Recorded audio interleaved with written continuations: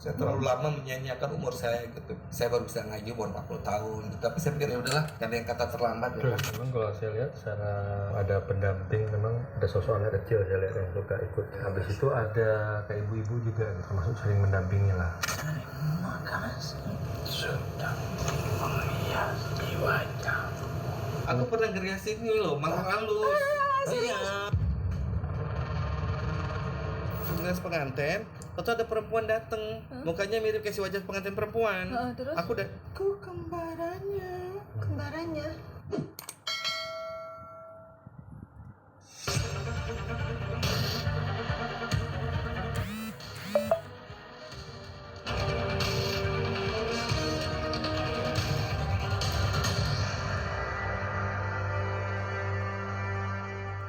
Piala Dunia gratis tanpa gangguan.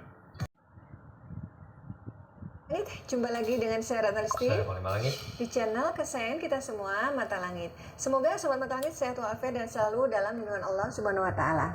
Mata Langit akan mengangkat kisah-kisah di luar nalar dan pengalaman spiritual yang dialami oleh bintang tamu untuk kita ungkap misterinya dan kita petik pelajaran dari dalamnya. Alhamdulillah hari ini tim Mata Langit kedatangan aktor senior yaitu Bang Ozi Saputra.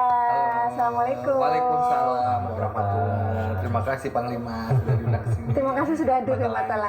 Langit. Sudah 2 kali nih Bang Ozi jadi Yang kedua bintang tamu. kali, ya. Yang pertama dulu kita penelusuran kisah si manis Jembatan Ancol tepat di lokasi Jembatan Ancolnya.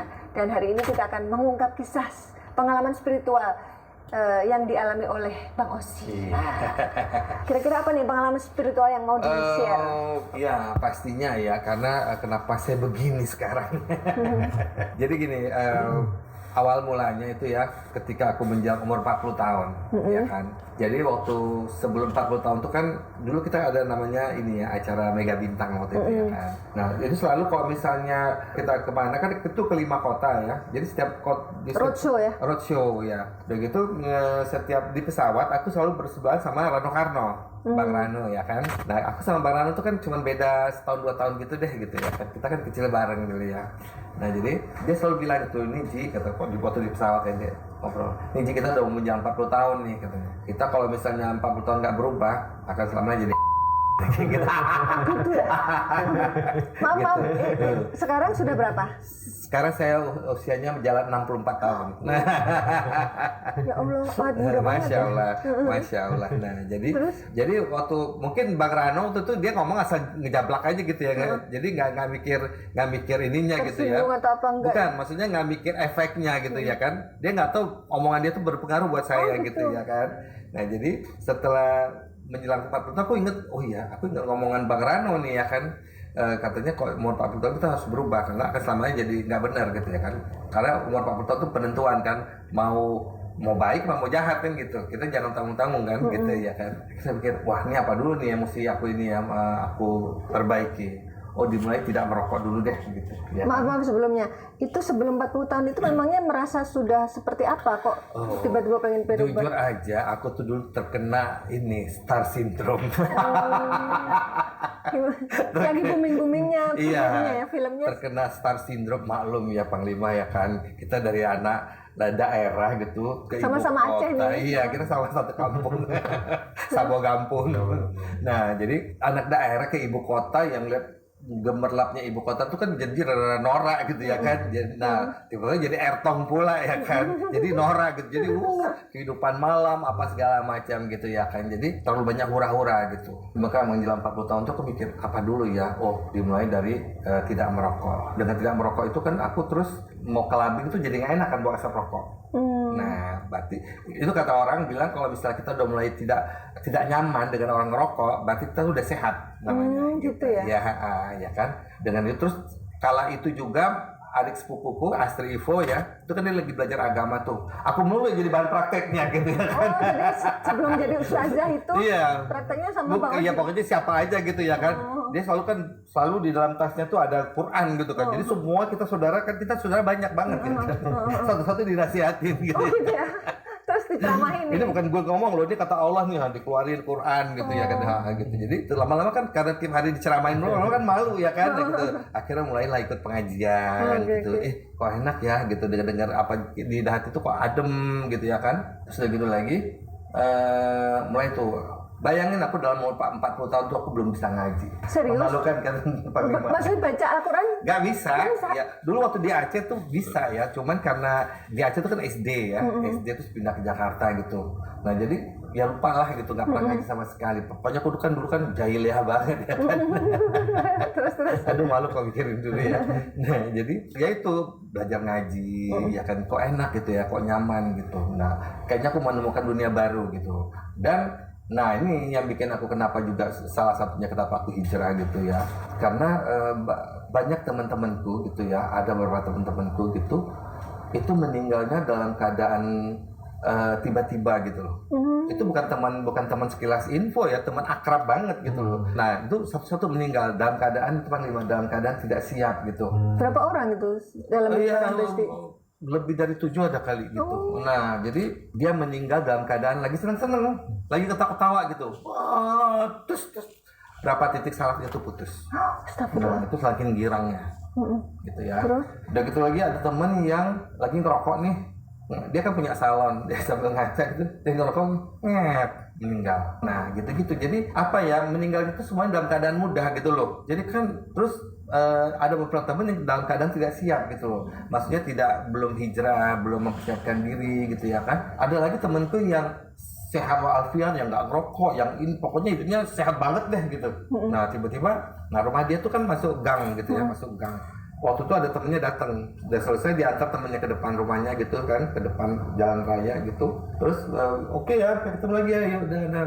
Pas dia balik tuh ada motor lewat, Astagfirullah. gitu ya kan, dia ditabrak sama motor. Terus yang naik motor meninggal, dianya pun meninggal. Dan itu, nah di situ yang saya ini banget ya, maksudnya kena banget di hati saya gitu ya. Kan lihat di kamar mayat tuh ada di laci-laci gitu dibukain gitu. Saya ngeliatin gitu ya kan, ternyata orang sehat meninggal juga ya kayak gitu. Jadi nggak perlu sakit-sakit. Jadi saya liatin gitu ya, maksudnya one day kan my turn. Titik baliknya untuk hijrah ya? Iya, one day kan my turn. Giliran saya nanti, nah apa yang mau saya persiapkan kesananya nanti. Sementara hidup di sana itu kan kekal selamanya. Bayangin, kakek buyut kita yang udah ribuan tahun yang meninggal itu kan, mereka kan nunggu kiamat kapan cepet ya kan gitu. Nah kiamat kita kan lama banget berarti kan di kuburan itu ya kan. Nah itu yang saya takut gitu. Terus saya jadi takut yang aduh gitu, maksudnya iya saya nyesalnya tuh gini loh, saya tuh terlalu lama menyanyiakan diri, terlalu lama berhura-hura, terlalu lama ya ninggalin Allah, ninggalin Tuhan gitu kan, yang saya sampai sekarang saya mau nangis jadi sesalan saya gitu loh, saya terlalu lama menyanyiakan umur saya gitu, makanya saya malu banget misalnya saya baru bisa ngaji umur 40 tahun gitu. Tapi saya pikir ya udahlah, gak ada yang kata terlambat ya kan. Yang penting ya itulah Allah Maha Pengasih lagi Maha Penyayang. Jadi saya dikasih contoh tuh orang di sekitar saya gitu. Jadi nggak orang jauh-jauh gitu. Nah itu yang titik balik kenapa ya saya harus hijrah gitu.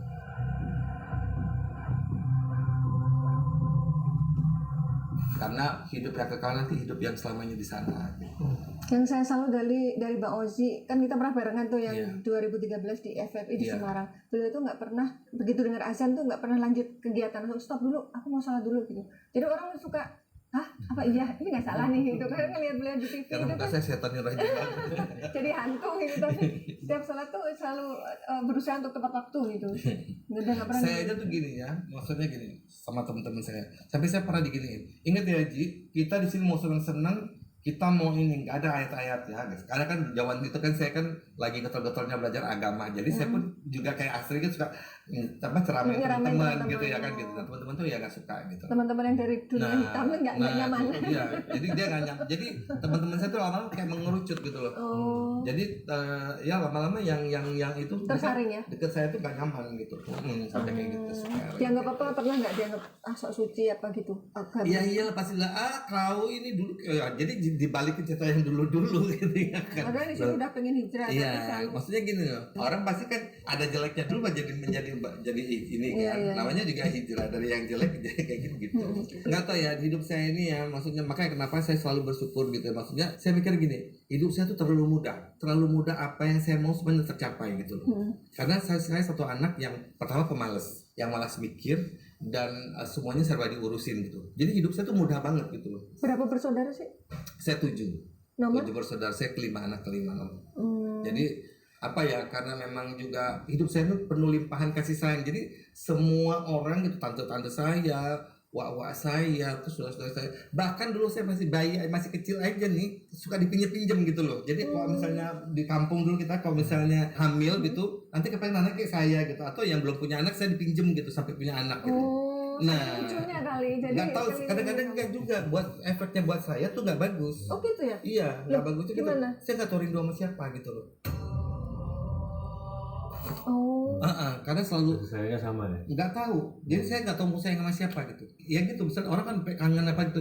Saya aja kadang-kadang kalau misalnya dipeluk sama orang tua saya kayak kaku gitu loh. Kagok ya?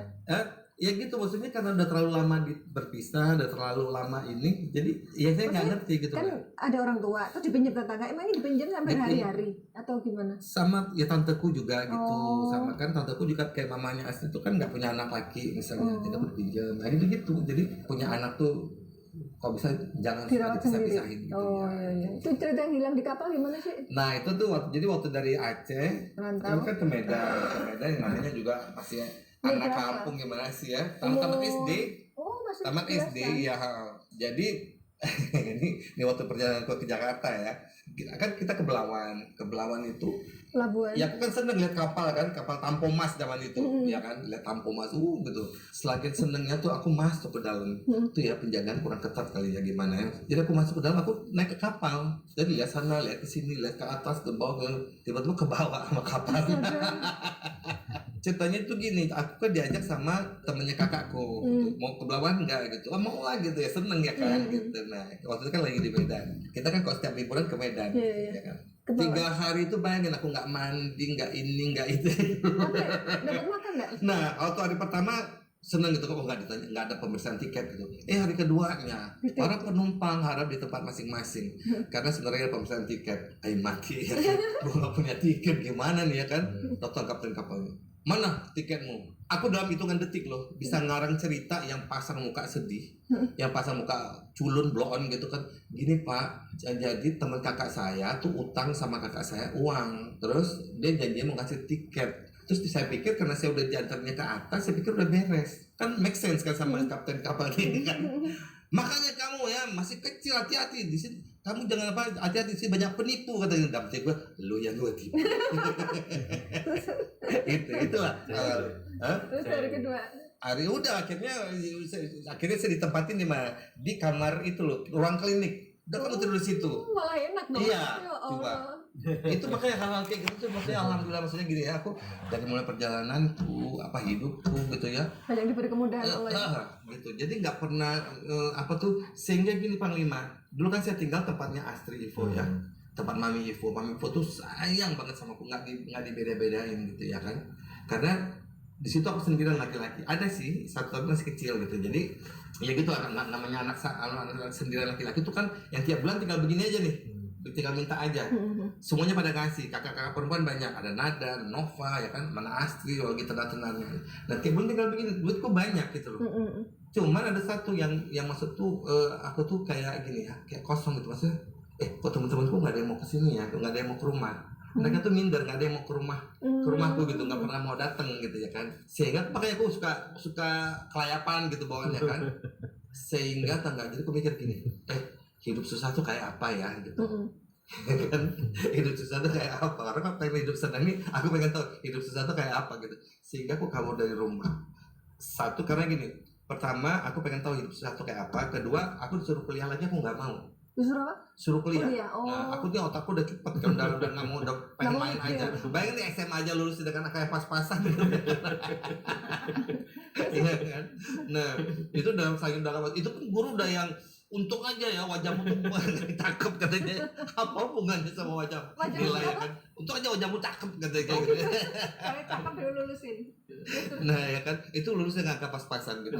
Ya kan karena nggak pernah sekolah ya. Nah itu akhirnya disuruh kuliah, aku kabur. Nah kabur itu aku ngontrak rumah tuh yang di gang sepi becek gitu ya kan. Kan orang kabur kan mesti makan kan harus kerja. Kerja apa gitu ya kan. Akhirnya aku coba-coba kan biasa banyak saudara perempuan kan, akhirnya coba belajar ngelamar ke salon deh gitu.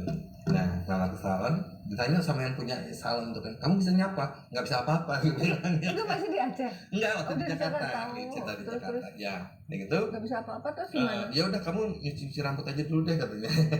Aku udah cuci rambut. Nah di situ aku belajar hidup. Maksudnya gini, dari aku kan dapat gajiku 150.000 waktu itu ya kan. Nah itu ketabung. Akhirnya aku sekolah di. Terus make upnya tuh aku belajar di. Mulai deh riasanku tuh mulai pakai di iklan-iklan ya.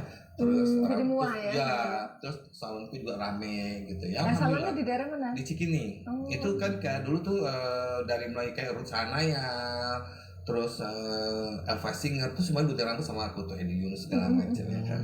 Hampir semua iklan tuh aku yang pegangin dulu. Dan hampir semua artis itu aku tanganin dulu. Masuk kayak Ena Estaurina, Dorce, Mbak Emilia Contessa, tuh banyak lah. Aku tuh di sini aku juga pengen sekalian mau berterima kasih dengan kakak Berliana Taurus. Oh iya. Nah di sini ya ada cerita lagi nih. Kak Berliana yang nyanyi lagu ini bukan? Badai Pasti Berlalu. Badai Pasti Berlalu, ya kan? Jadi gini ya, kita sebenarnya berbuat baik itu adalah buat kita sendiri.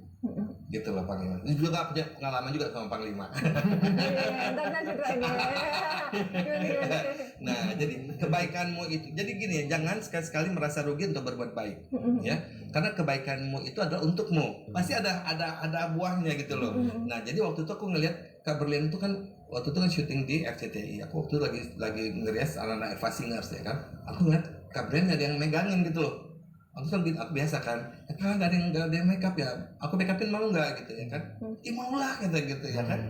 Nah, aku make up, ternyata dia suka. Ji besok bisa nggak dandanin kakak lagi acara ini, acara apa itu di TVRI ya kan? Sama Ibu Isti katanya. Isti gitu. dari Sofia. Sofia. Oh mau lah Kak biar. Akhirnya diajak lah aku. Terus besoknya aku dandanin Kak Berlian. Nah setelah ngadain Kak Berlian aku diajakin ke rumah Ibu Isti. Ya aku langsung dapat acara apa tuh personal nada untuk megangin artis-artisnya. Masya Allah. Masya Allah banget ya kan. Dari situ aku berkembang terus hampir semua hampir semua penyanyi itu aku tanganin dulu. Ya kok adalah kok cocok make upnya sama aku gitu ya kan. Nah udah gitu lagi pada suatu hari aku lagi dandanin Yuni Syara. Atau ada cepet bapak-bapak gitu dilihatin. Nah aku waktu itu lagi salah gunting rambut, baru botak kepala kan. Orang botak itu kan sensitif ya kan. Kalau dilihatin, aku tuh orang tahu sendiri kita kan orang Sumatera kan cepat naik darah ya kan. Terus. Gitu. Terus aku ngeliatin, Pak dari tadi ngeliatin gua kenapa Pak? Enggak, dia tuh cengenges gitu ya kan. Lu mau nggak main sinetron? Ngaco aja nih orang gitu. Enggak, saya bilang gitu, nggak bisa gitu ya kan. Gitu. Memang nggak bisa ya kan. Memang nggak ada niatan untuk main sinetron atau film gitu. Nggak bisa nggak. Terus udah nggak ada kejadian apa-apa ya kan. Terus aku dandan lagi Sundari Sukoco kalau nggak salah waktu itu ya kan di TVRI. Ketemu lagi gitu loh. Coba itu. Mau enggak? Gue bilang gitu ya kan. Nah ketiga kalinya tuh gue datang waktu itu aku lagi dandan Mbak Emil, almarhum Mbak Emil Contessa di Puncak. Ada nong lagi tuh orang. Dengan siapa gitu ya kan? Tapi dia datang sama Frankie Rodin Pandey, sutradara terkenal. Nah ya kan, oh ini beneran nih ya kan gitu. Mulai dong pencitraan ya kan. Emang mau bikin sinetron apa Pak? Enggak, gue mau bikin ini katanya mau bikin sinetron horor, ya kan? Terus gue jadi apanya? Lu jadi setannya. Tersinggung lagi ya kan? Nggak tahu yang kemarin itu rupanya siapa? Lu kok nggak percaya ini kartu nama gue? Rupanya produsernya Heri Topan makanya tuh. Nah, bisa pertemuan ya Pak Heri Topan. Iya, nah itu Pak Heri Topan tuh maksudnya ya mendiang itu ya awal karir. Tapi dia yang membuat saya ini dia itu Simanis Jembatan Ancol tuh. Iya, itulah Simanis Jembatan Ancol. Nah katanya punya kenangan sama Panglima, punya kisah apa itu? Nah itu juga. Itu udah saya bilang tadi kebaikan modal untuk umum. Panggil ngomong, Bang Oji, tolong ya Bang Oji ada acara tapi ya gitulah dan. Ya saya karena sesama orang Aceh ya saya berkewajiban dong harus mendukung kan gitu beliau ya kan. Iya boleh. Itu acara kemana? Iya. Terus? Nah ya kan, udah dong.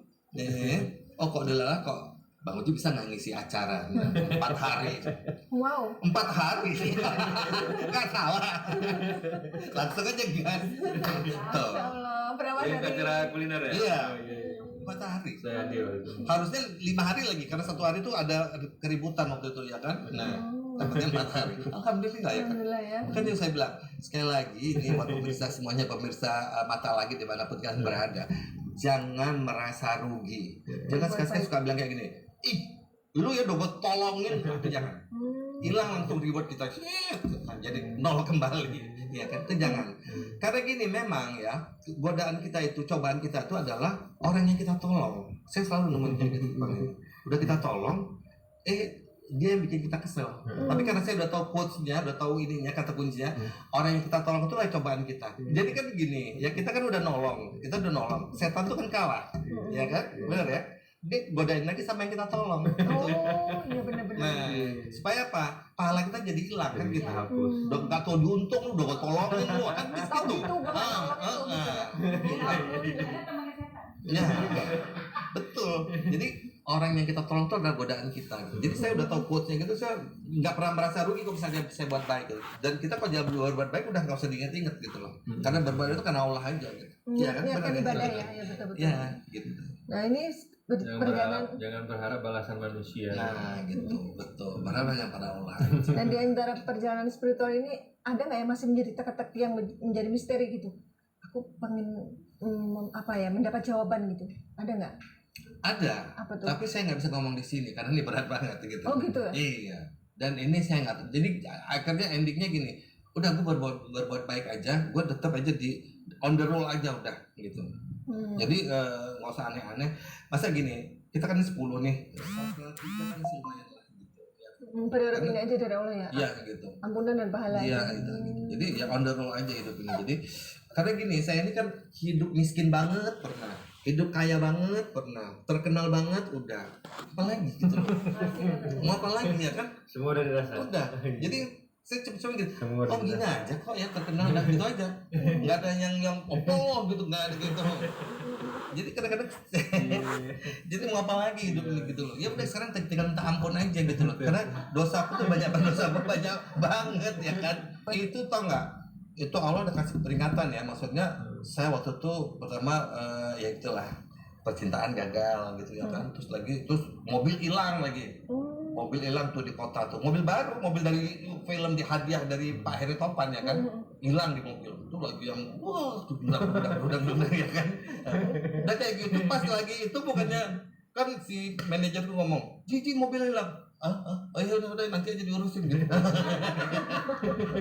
Ya. Nah, Allah tuh maha tahu ya kan. Saya dikasih apa? Jadi one day saya lagi ngaca, kan lagi di ruang disco gitu ya, di klub gitu. Saya ngeliat saya ngaca gitu, muka saya kok tua banget gitu. Sampai yang kayak gimana sih? Kayak kakek gitu. Kayak kakek. Besokannya tuh saya langsung stop. Nggak bisa. Gua cari uang pakai muka. Apa yang dilakukan? Stop ini. Stop langsung, putus, patah arang. Terus patah arang tuh nggak mau lagi ke situ? Nggak mau lagi. Udah bisa ternyata. Jadi sebenarnya gini ya, kalau ada situ ada kemauan, situ ada jalan. Jadi misalnya kalau orang ngerokok, aduh gue nggak bisa, lu nggak mau, karena udah ada kata nggak bisa, gue nggak bisa. Nah, nggak bisa itu kan ketanam sini kita kan. Niat yang ada. Iya, ternyata saya bisa kok, bisa. Terus saya stop merokok bisa juga gitu. Iya. Nggak ada yang nggak bisa gitu. Yang saya petik hikmahnya dari semua cerita Bang Ozi dari awal sampai saat tadi adalah saya mengutip satu ayat yang kalau tidak salah nih ya, doanya itu bacaannya itu kulillahumma bismillahirrahmanirrahim kulillahumma malikal mulki tu'til mulka man tasya' wa tuzillu mulka man tasya' wa tu'izzu man tasya' wa tuzillu man tasya' biyadikal khair innaka 'ala kulli syai'in qadir. Jadi salah satu di arti ayat tersebut itu adalah Allah memuliakan dan memberi hidayah kepada siapa saja yang dia kehendaki. Jadi dia nggak mesti dia siapa, dia seperti apa, nggak ada itu di mata Allah. Kalau Allah ingin memberi kemuliaan, memberi hidayah, ya dia akan memberikan gitu. Nah, Itu surat Ali Imran ayat 26 gitu. Ya, dan dia memberi kekuasaan juga kepada siapa saja yang dikehendaki, dan juga sebaliknya kalau dia ingin menghinakan juga bisa dia tersebut. Jadi ibaratnya kata manusia itu tidak boleh ada yang disombongkan karena Allah bisa membalikkan segala sesuatu itu dalam sekejap, sangat cepat gitu. Ya sebaik-baik manusia adalah katanya yang memang mengakui kesalahannya dan bertobat kepada Allah. Itu sebaik-baik manusia yang saya ketahui. Ingin mengatakan mengetahui seseorang itu pun baik atau tidak dilihat pada saat terakhir hidupnya katanya. Bukan di awal perjalanan hidupnya, bukan di pertengahan. Karena kalau kata guru-guru saya nih bilang ke saya, kalau kamu ingin mengetahui orang itu baik atau tidak, orang itu benar atau tidak, lihatlah pada saat sakaratul mautnya, pada saat akhir kehidupannya. Bagaimana, sempatkah dia mengucap 2 kalimat syahadat, la ilaha illallah Muhammad Rasulullah, dan lihat juga kematiannya itu husnul khotimah atau tidak. Nah itu yang saya takutin. Jadi tidak bisa dipatokkan dia itu seorang misalnya ustaz atau seorang yang memahami agama. Kita nggak bisa menilai kebaikan seorang dari seberapa banyak ilmu pengetahuan agama yang dia miliki. Tapi kalau bagi saya nih, agama itu adalah perbuatan kita gitu. Perbuatan baik kita itulah adalah cerminan dari agama yang kita imani. Karena agama selalu mengajarkan kebaikan. Makanya kalau orang kok kenapa ya orang dia ngerjakan sholat, dia berzakat, dia puasa, tapi kok perbuatannya masih menzolimi orang, memfitnah orang, korupsi, memakan haknya yang bukan haknya, berarti dia belum sholat. Karena inna sholata tanha 'anil fahsya'i wal munkar. Sungguhnya sholat itu mencegah perbuatan keji dan munkar. Nah, kita sholat tapi kita berbuat keji kepada seseorang. Kita menzolimi diri kita sendiri, kita menzolimi orang lain. Kita memakan yang bukan hak kita. Tapi kita sholat. Berarti kan kita belum mengikuti apa yang diajarkan oleh Rasulullah. Maka yang udah dilarang dan tidak disukai oleh Allah gitu. Berarti kita belum benar sholatnya gitu. Karena orang yang benar sholatnya tidak akan berani melakukan yang dibenci oleh Allah. Tapi kalau menurut Alima, kan beliau sering nih terlepas dari apes nih, tiba-tiba terselamatkan itu. Apakah memang ada sosok leluhur yang mendampingi? Ya kalau masalah keberuntungan itu kembali kepada sikap kita juga gitu ya. Sikap kita kepada orang lain gitu. Biasanya apa yang kita perbuat terhadap orang lain itu seperti ya itulah balasannya yang diberikan Tuhan kepada kita gitu. Kita sering memberi ini pada orang lain. Tanpa kita sadari nanti ada aja yang memberi sama kita. Kita suka menolong orang lain, tiba-tiba ada aja yang suka menolong kita gitu. Jadi memang kayak jadi timbal balik gitu.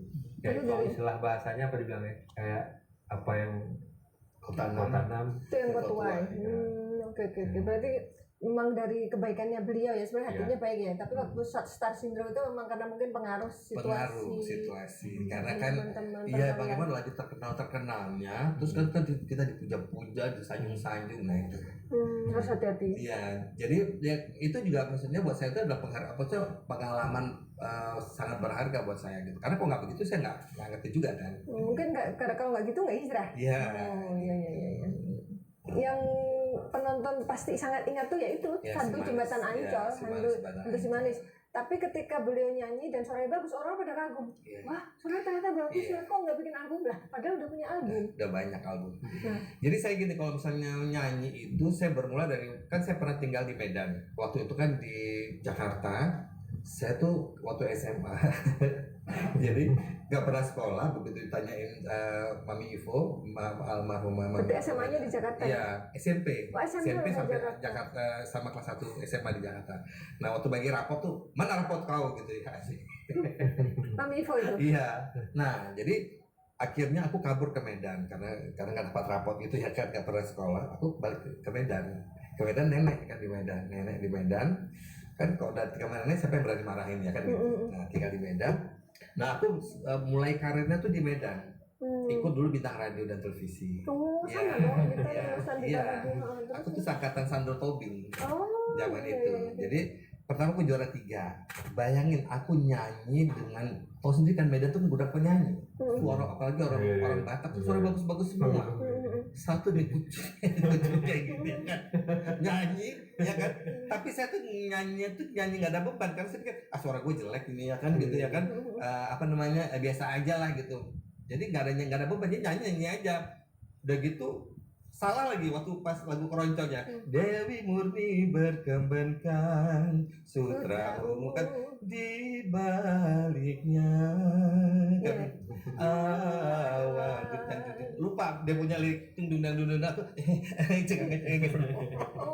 itu bisa juara 3. Oh ya, padahal lupa lirik.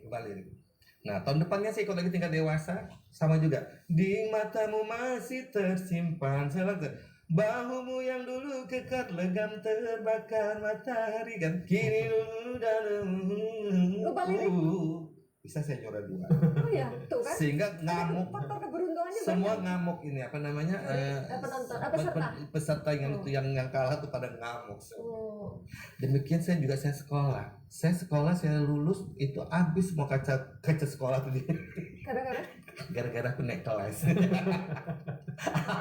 Jadi nggak naik jadinya. Hah? Ya waktu aku naik kelas itu kan karena aku nggak pernah sekolah, tapi aku bisa naik gitu. Itu kan marah semua murid, ya kan? Habis ya ban guru dikempesin lah apa. Iya. Oh jadi murid yang lain tuh demo? Iya. Ya ampun. Kirain ini bercanda beneran ya?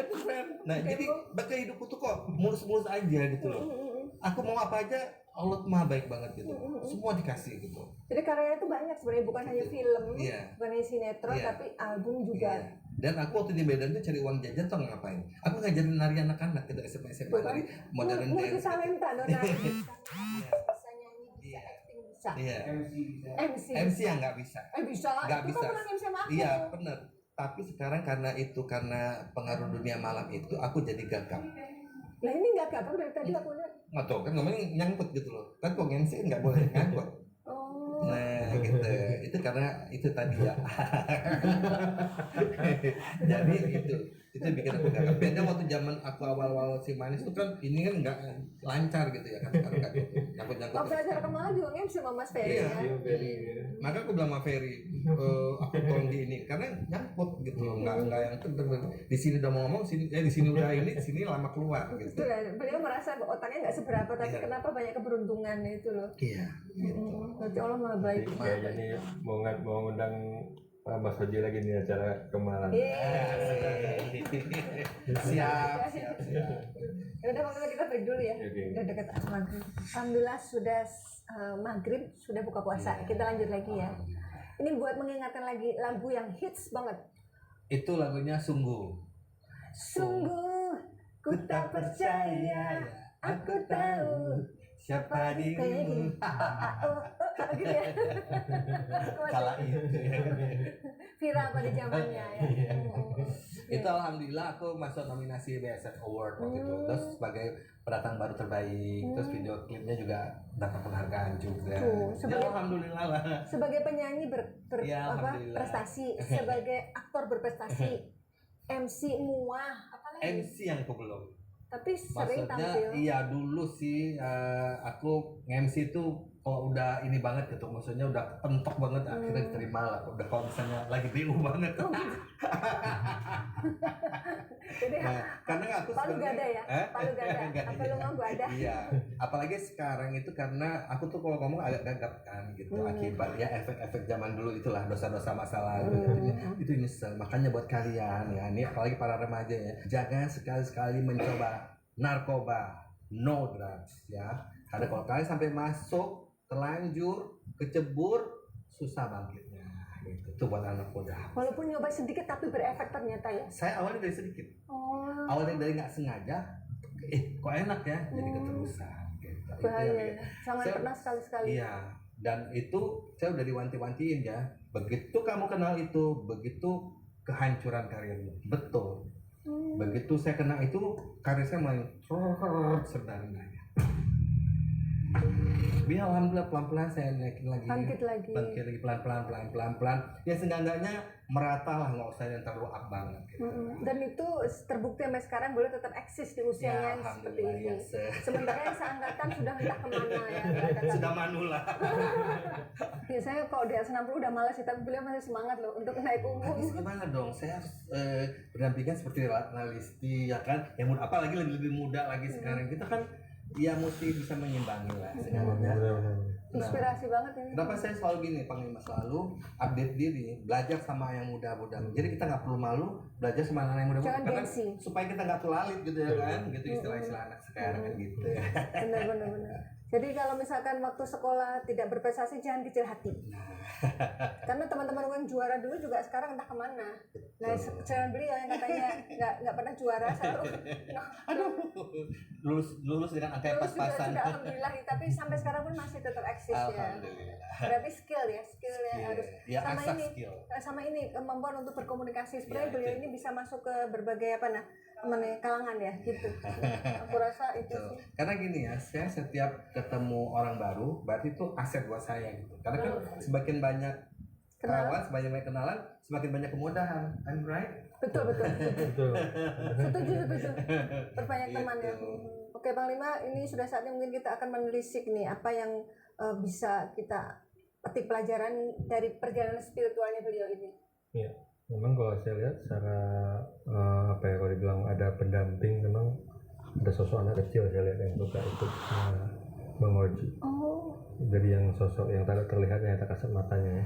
pantesan disukai banyak orang. Habis itu ada kayak ibu-ibu juga gitu yang termasuk sering mendampingi lah ibu-ibu ini. Jadi anak kecil, ibu-ibu, dan satu lagi itu ada juga seperti harimau ya. Oh. Tapi sosok-sosok itu membawa efek baik ya? Baik sih kalau yang ini. Kalau gangguan sih saya lihat nggak ada ya. Gangguan secara sihir tuh nggak ada sih. Apa ini kali ada pengaruhnya saya dari Aceh kan? Jadi mungkin dulu saya dari Bisa jadi. harimau itu kan. Tapi kalau anak kecil siapa ya? Kalau Ya nggak tahu lah Kita cari gimana tahu ya. pertemuannya. Tapi kayaknya mengikuti Bang Oji saya lihat. Hmm. Seperti itu. Allah.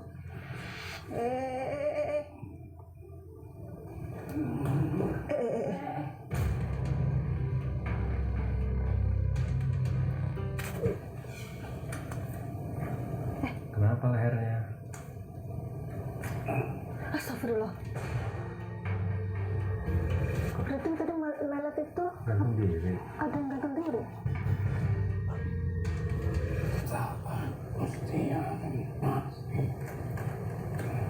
Saat usianya masih kecil, kenapa?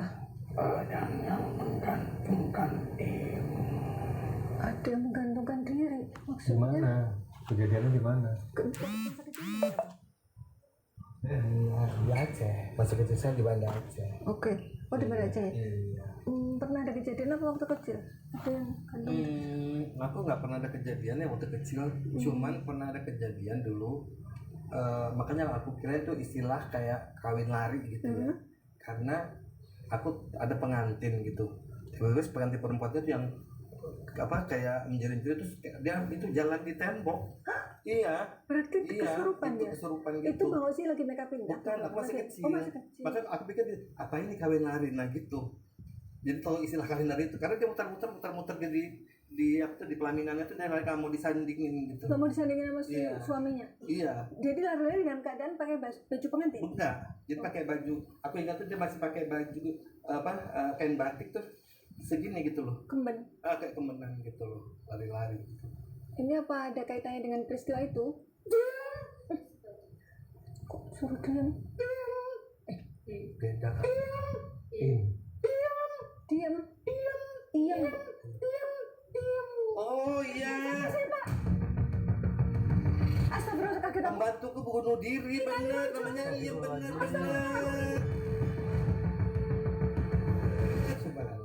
Aku merinding ya Ya, Allah. aku juga. Dia nggak tahu. Itu jaga aku masih bayi benar. Benar itu demi Allah. Pembantuku bunuh diri. Iya. Di Aceh. Di Banda Aceh di rumahku. Iya. Bayam yang jaga aku masih kecil. Iya. Kenapa ya? Bayam kenapa bunuh diri? Iya benar. Demi Allah loh. Pembantuku bunuh diri itu gak ada yang tahu. Bener. Iya, gantung. Iya. Jadi ketahuannya aku lagi nangis pagi-pagi. Berapa itu? Aku masih bayi umur 1 tahun. Jadi aku masih jadi ayahku aku nangis minta minum susu. Dan gitu ayahku ke belakang kan ini siam kok nggak bangun gitu. Ayahku ke belakang langsung gantung diri. Iya Di rumah. di Banda Aceh di Mertuati. Motifnya apa waktu itu? Dia itu kayaknya gini dia mencintai ada situ Pak Sutri juga yang kerja sama rumah tangga aku ya kan. Dan gitu si Iem ini suka sama suaminya itu gitu loh. Dia kayak patah hati sama Suami orang ini? itu, Aduh, sama pembantu ya yang laki-laki itu. ampun. Gitu. Bener Iem loh, namanya Iem. Sumpah, gua nggak percaya tanya sama keluarga aku. Kok bisa? Dia kan nggak tahu Kamu ya. datang, apa yang mau disampaikan sama Bang Oji? Kamu mau nyampein apa? Dia yang jaga aku. Bener, dia bilang waktu kamu kecil. Itu suara ibu-ibu tuh mungkin itu kali ya. Oh iya tadi. Ibu-ibu anak-anak tadi. Ih, nggak pernah loh di ini nih. Nggak pernah dosen terungkap ini gitu loh. Aku nggak pernah cerita sama siapapun. Nggak ada kan? Nggak. Ngumumin di Nggak media pernah. nggak ada. Nggak pernah. Itu karena gara itu ayahku kena kasus gitu loh. Sangkanya kan kayak kan langsung dia buka lepasin itu ya kan. Dia lepasin tuh Ada ternyata nggak sidik boleh. jarinya. Jadi ayahku tuh tertuduh gitu loh. Iya, Astagfirullahaladzim. begitu. Itu bener di mana Aceh gitu. Enggak ada orang yang bilang pengen nolong, hati-hati ya. Iya, itu tahun 63. Zaman tahun 63. Oh iya benar.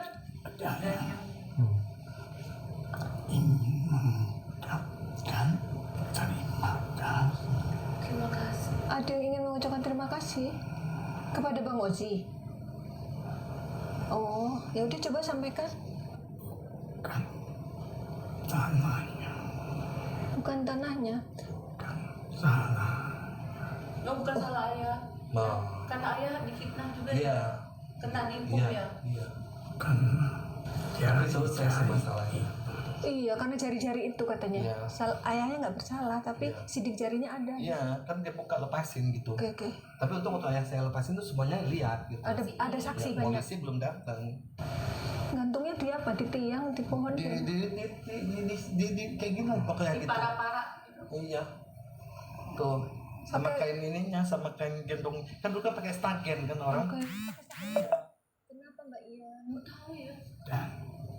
Setelah itu rumah itu jadi bertentangan Jadi serem kayak rumahnya. Sejak kejadian bunuh Itu diri pindah, itu, ibuku. oh pindah. Iya. Kosong berarti? Apa Dia- dipakai dia- orang? Kan dulu kontrak di situ. Oke. Karena iya kontrak akhirnya ibuku pindah ke Lampret gitu. Udah nggak di rumah itu lagi, Bang Ozi dan keluarganya pindah. Ngambil apa? kotak itu Kotak itu mana? Kotak Kotak. apa ya? Gak tahu. Kotak apa? lalu kau bawa Waktu kecil sering bawa kotak. Mungkin isi susu, isi Nggak Kotak ingat. apa? Kotak apa? kotak apa? Biar ingat. Beauty case. Oh, makeup. Oh tuh ibuku lah, memang ada beauty case. Zaman dulu kan memang pakai beauty case. Tapi- Oh, Mbak Iem itu suka dandan, betul, suka pakai mamaku punya bedak. Mamaku suka cerita, suka pakai ini gitu loh. Kotak itu, masih ada kotak itu. Kotak Nggak makeup. ada, udah Oh iya lama. benar, kotak makeup. Tuh, ya kan? Beauty case. Dia orangnya suka dandan gitu soalnya Mbak Iem ini. Apa? Minta apa? Oh, Jadi sejak Bang Ozi lahir, Mbak Iem ini yang ngasuh? Iya. Oh ya Allah, sampai usia setahun. Setahun itu, hanya setahun. Dia orang Jawa tapi di Aceh. Gitu. Oh iya benar, dia bukan tanahnya, dia bilang Iya. tadi. Allah. Bukan tanahnya ya, bukan asli sana. Ya. Allah Akbar. Astagfirullah.